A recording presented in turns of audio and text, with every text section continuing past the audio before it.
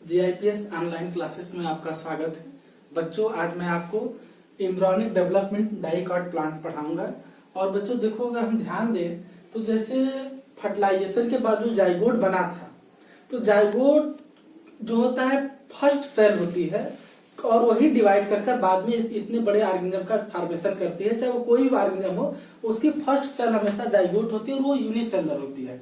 तो जाइगोट जो होता है, ये मान सपोज करो बच्चों की जाइगोट है और इसका जो न्यूक्लियस है, तो जाइगोट का जो न्यूक्लियस होता है ये क्या करता है, डाइकॉट प्लांट में ये आपका ट्रांसफर डिवीजन करता है इस तरह से, और इस तरह से स्ट्रक्चर बनाता है।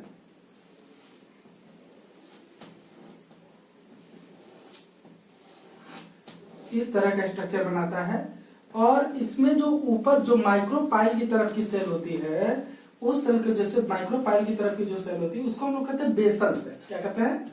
Basal cell. और जो चलेजा की तरफ होती है इसको हम लोग कहते हैं टर्मिनल सेल। Terminal cell.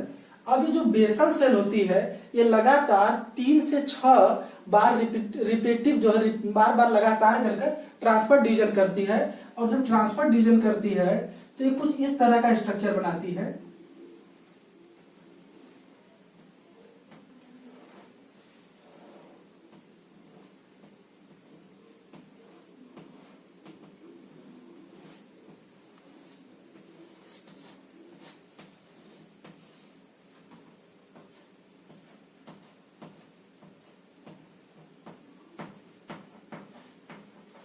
अब बच्चों यहाँ पर देखें कि ये बेसल सेल जो होती है जब डिवाइड करती लगातार, कि ऊपर की तरफ की एक सेल बनाती है जो कि काफी बड़ी होती है, फूली हुई सेल होती है।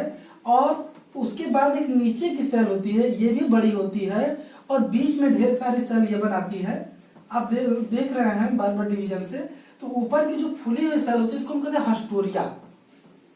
इसको कहा जाता है हस्टोरियल सेल या हस्टोरियल सेल कहा जाता है। और नीचे वाली जो होती है इस बेसल सेल की जो के डिवीजन से बनी हुई जो सबसे नीचे वाली सेल होती है, इसको हम लोग कहते हैं हाइपोफाइसिस।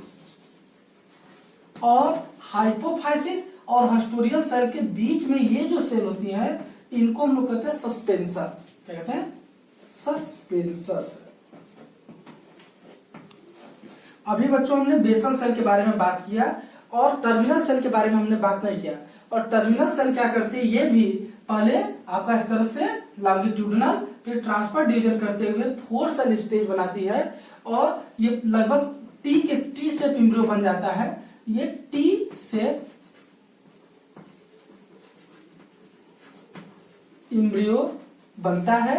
तो आगे की जो एम्ब्रियोनल डेवलपमेंट होती है वो टर्मिनल सेल्स होती है। बेसल सेल का काम क्या होता है, ये जो हस्टोरियल सेल होते हैं, हस्टोरियल मतलब चूसकान, मतलब चूसने वाला, ऐसा स्ट्रक्चर जो किसी चीज को चूसता हो, तो ये हस्टोरियल क्या करता है, हस्टोरिया जाकर न्यूसेलस में धंस जाता है और वहां से न्यूट्रिएंट को ले लेकर ये नीचे की जो आपकी जो एम्ब्रियोनिक सेल बनने वाली है, जो टर्मिनल सेल है, उनको ये न्यूट्रिएंट सप्लाई करता रहता है। और सस्पेंसर सेल क्या होती है, जिस प्लांट में आपका न्यूसेलस काफी बड़ा होता है और वहां पर ये क्या होता है, सस्पेंसर की लंबाई भी बड़ी होती है। और हाइपोफाइसिस क्या करती है, रूट के टिप के फॉर्मेशन में मदद करती है। और टर्मिनल सेल क्या होती है, बार बार लगातार कई बार डिवीजन करती है। और जब डिवीजन करने के बाद ये अभी क्या है, 4 सेल एम्ब्रियो है, 4 सेल एम्ब्रियो। और इसके बाद क्या होगा,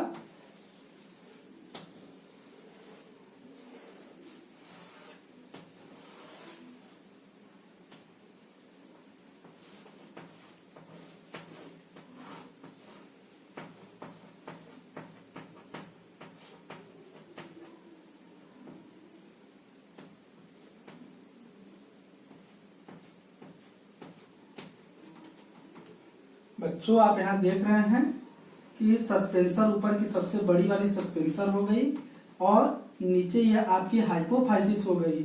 और इसके अलावा बीच में ऊपर वाली हस्टोरिया, नीचे वाली हाइपोफाइसिस, बीच में सस्पेंसर। और उसके बाद ये क्या है बच्चों कि ये 4 सेल से बार बार डिवीजन करेगा, माइटोटिक डिवीजन करेगा। तो 4 सेल से 8 सेल स्टेज एम्ब्रियो बनाता है। और ये 8 सेल स्टेज जो एम्ब्रियो होता है इसका शेप होता है ग्लोबुलर। ध्यान देने वाली बात है, यहाँ पर क्वेश्चन पूछे जाते हैं कि ग्लोबुलर एम्ब्रियो कितने सेल स्टेज होता है, तो 8 सेल स्टेज ग्लोबुलर एम्ब्रियो बनाता है। और यह ग्लोबुलर एम्ब्रियो जो होता है इसमें 8 सेल स्टेज जो ग्लोबुलर, इसको हम कहते हैं ऑक्टेन स्टेज। ऑक्टेन स्टेज ये ग्लोबुलर एम्ब्रियो होता है,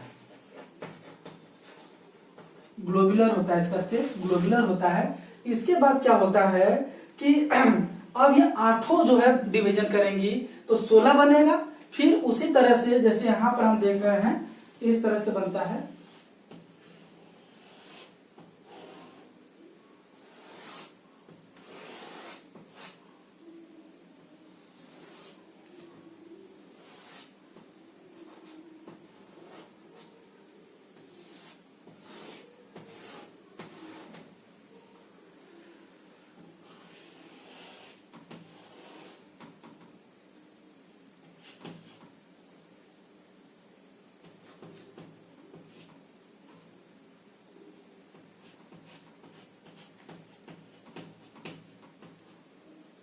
तो बच्चों यहाँ पर हम एक बात देख रहे हैं कि ये जो ऑक्टेंट सेल एम्ब्रियो है, ये ऑक्टेंट सेल एम्ब्रियो लगातार डिवाइड करती रहती है और ये 3 लेयर बनाती है। सबसे बाहर वाले जोन को हम कहते हैं डर्मेटोजोन। क्या कहते हैं? डर्मेटोजोन। ये जो डर्मेटोजन या डर्मेटोजेन कहते हैं इनको, ये जो डर्मेटोजेन होती है, डर्मा माने होता है स्किन या त्वचा, और इसीलिए देखिए स्किन के जो डॉक्टर उनको क्या कहते हैं? डर्मेटोलॉजिस्ट कहा जाता है। डर्मा माना होता है स्किन। तो ये क्या करते हैं? आउटर लेयर बनाती है और एपिडर्मस लेयर बनाती है, और बीच वाली जो होती है ये क्या बनाती है? आपकी जो है प्रोकैम्बियल स्ट्रैंड, ये सारी चीजें बनाती है। और नीचे जो सेंट्रल वाला जो होता है वो ग्लोबुलर, जो आपका एम्ब्रियोनिक पार्ट होते हैं उनका फॉर्मेशन करता है। तो आपका बाहर वाली जो लेयर होती है वो डर्म लेयर बनाती है, एपिडर्मिस, और अंदर की जो होती है वो क्या करती है? एम्ब्रियो प्रॉपर बनाती है। और बाद में ये क्या होता है कि जो ये ग्लोबुलर एम्ब्रियो आपको यहाँ दिख रहा है, ये यहाँ से धंसना शुरू हो जाता है, यहाँ से सेंटर से अंदर इन्वेजिनेट होना शुरू हो जाता है। तो इसका स्ट्रक्चर देखो बच्चों कैसा बनता है? ऐसा हो जाता है। जब इन्वेजिनेशन का फॉर्मेशन इसमें होता है तो ये इस तरह का शेप एज्यूम कर लेता है। जैसे ग्लोबुलर है, जैसे कोई गुब्बारा हो और उसको यहाँ सब दबाइए तो ये कैसा हो जाएगा? ये अंदर की तरफ जब जाएगा ये दोनों एज क्या होंगे? बाहर निकलेंगे, तो ऐसा हो जाता है। इस तरह का स्ट्रक्चर बनने लगता है। आप देख रहे हैं इस तरह का एम्ब्रियो बनता है। बच्चों यहाँ पर ध्यान देने वाली बात है कि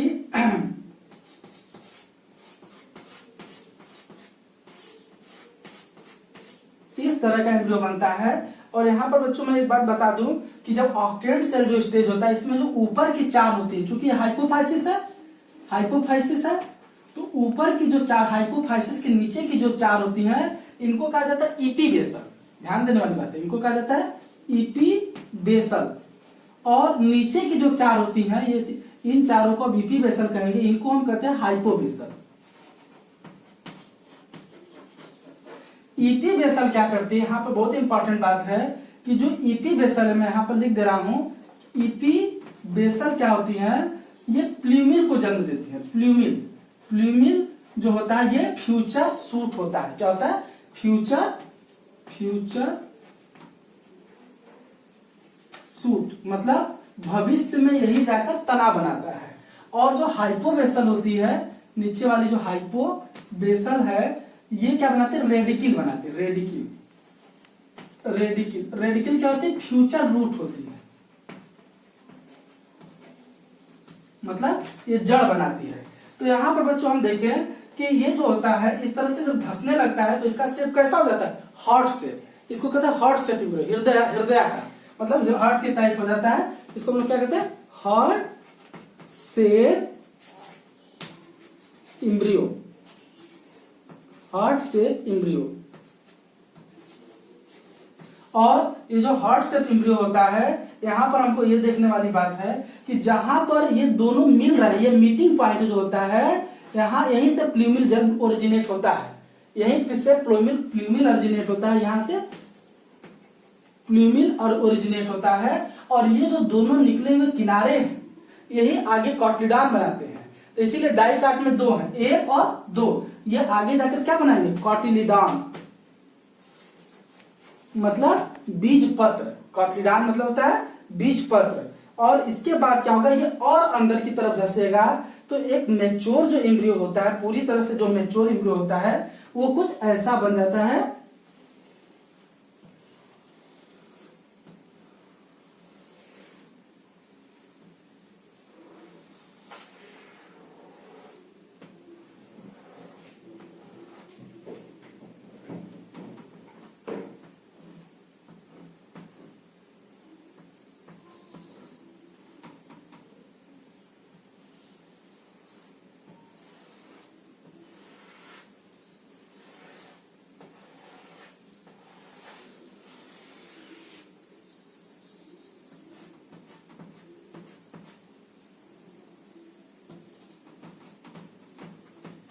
एक जो मैच्योर एम्ब्रियो होता है बच्चों, उसका शेप कुछ ऐसा हो जाता है, इस तरह से एकदम काफी ज्यादा कर्व कर जाता है। इसको हम कहते हैं टार्पीडो शेप एम्ब्रियो। ये हॉट शेप यहाँ पर था, लास्ट में ज्यादा कर्व कर जाता है, इसको कहते हैं। यहीं पर ये दोनों जो रीजन होते हैं, यही दोनों को कॉटिलिडॉन कहते हैं, कॉटिलिडॉन। और इनका नंबर 2 होने के कारण इसका नाम क्या है, डाइकॉट, मतलब 2 कॉटिलिडॉन का पाया जाना, ये डाइकॉट होता है। और उसके बाद ये वाला रीजन जो होता है, ये प्लूमिल को जन्म देता है, जो कि प्लूमिल क्या है, फ्यूचर सूट है। और ये रीजन जो होता है आपका, ये जो हाइपोफाइसिस वाला रीजन होता है, ये क्या करता है, रूट कैप बनाता है। जो टैप रूट होती है तो उसके एकदम अपेक्स वाले रीजन पर छोटा सा फूला हुआ रीजन जो होता है, जो कि रूट के प्रोटेक्ट करता है, उसी को हम क्या कहते हैं, रूट कैप। रूट कैप ये बनाता है। और बाकी ये रीजन जो होते हैं, ये क्या करते हैं आपका, ये गिव, मतलब यहाँ पर ये जो पॉइंट है, गिव बर्थ टू प्लूमिल, यहाँ पर प्लूमिल बनाता है ये। और ये जो रीजन है, ये गिव बर्थ टू रेडिकल, ये रेडिकल मतलब रूट को जन्म देते हैं। तो ये हम पूरा अगर डायग्रामेटिक रिप्रेजेंटेशन देखें तो शुरू में क्या है, ये जाइगोट है, और ये जाइगोट क्या की, डिवाइड की, ट्रांसफर डिवीजन की। तो माइक्रोपाइल की तरफ बेसल सेल, चरेजा की तरफ टर्मिनल सेल। अब ये बेसल सेल क्या करेगी, 3 से 6 बार लगातार डिवाइड करेगी। तो ये कई लीनियर स्ट्रक्चर बनाती है कई सेल का। उसमें ऊपर वाली जो होती है वो सबसे बड़ी और फुली होती है, उसको कहते हैं हस्टोरियल सेल। ये क्या करती है, न्यूट्रिएंट को एब्जॉर्ब कर ये एम्ब्रियोनिक डेवलपिंग एम्ब्रियोज को प्रोवाइड करती रहती है। और जो होती है, इसके सबसे नीचे वाली जो सेल होती है उसको हाइपोफाइसिस कहते हैं, और बीच वाली को सस्पेंसर सेल कहते हैं। हाइपोफाइसिस क्या करते हैं, रूट कैप का फॉर्मेशन करती है। जो जड़ होता है, जड़ का जो अपेक्स वाला रीजन होता है, वहां रूट कैप का फॉर्मेशन करती है। और ये इधर जो है आपका टर्मिनल सेल भी लगातार लॉन्गिट्यूडनल और ट्रांसफर डिवीजन करते हुए ग्लोबुलर शेप स्ट्रक्चर, पहले 1 से 2, 2 से 4 सेल स्टेज, 4 से ऑक्टेंट स्टेज, जो कि ग्लोबुलर एम्ब्रियो कहलाता है। ऑक्टेंट में हाइपोफाइसिस के नीचे की जो 4 होते हैं उसको इपीबेसल कहेंगे, और उसके नीचे की जो 4 होंगे उसको हाइपोबेसल कहेंगे।